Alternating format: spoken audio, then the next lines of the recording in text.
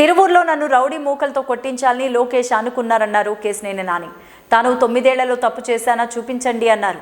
చంద్రబాబు మోసగాడు, ప్రపంచానికి తెలుసు అన్నారు. పచ్చి మోసగాడు చంద్రబాబు నా కుటుంబంలో చిచ్చు పెట్టారని వెల్లడించారు. ఎంపీ పదవికి ఈరోజు మెయిల్ ద్వారా రాజీనామా పంపిస్తానని తెలిపారు. పార్టీకి కూడా రాజీనామా చేస్తానన్నారు. సీఎం జగన్తో కలిసి పనిచేస్తానని కేశినేని నాని తెలిపారు.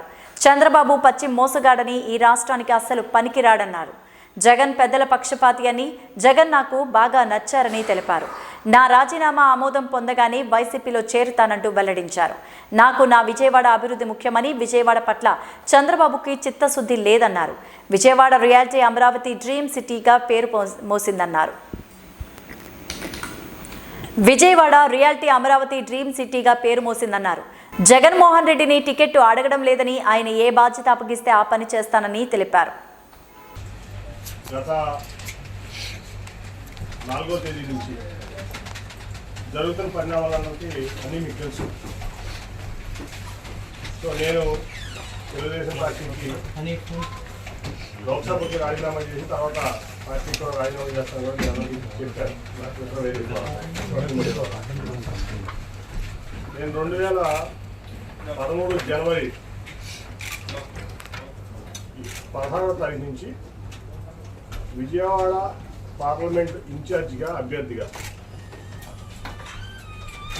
తెలుగుదేశం పార్టీ కోసం కష్టపడటం జరుగుతూ ఉన్నాయి.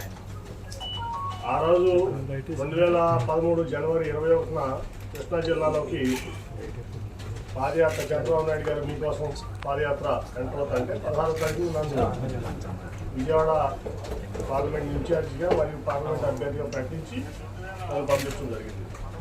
ఆ రోజు నుంచి ఈ రోజు వరకు కూడా నేను పార్టీ కోసం కష్టపడినటువంటి తీరు మీ అందరికీ తెలుసు. ముఖ్యంగా 2014 ఎన్నికల వరకు పాదయాత్ర తర్వాత పంచాయతీ ఎన్నికలు, ఎంపీటీసీ ఎన్నికలు, అట్లాగే కార్పొరేషన్ మున్సిపల్ ఎన్నికలు, తర్వాత జనరల్ ఎలక్షన్స్. ఈ ఉమ్మడి కృష్ణా జిల్లాలో మరి మొత్తం అంతా నా పుస్తకాన్ని తీసుకుని నేను చేశాను. సావులైనా నేను చేశాను, దినాలైనా నేను చేశాను పార్టీ తరఫున. అట్లాగే కొంతమందికి ఆ రోజు నెలవారీ జీతాలు కూడా చెల్లించుకుని ఆదేశాలు ఇస్తే చంద్రబాబు నాయుడు చెల్లించడం జరిగింది.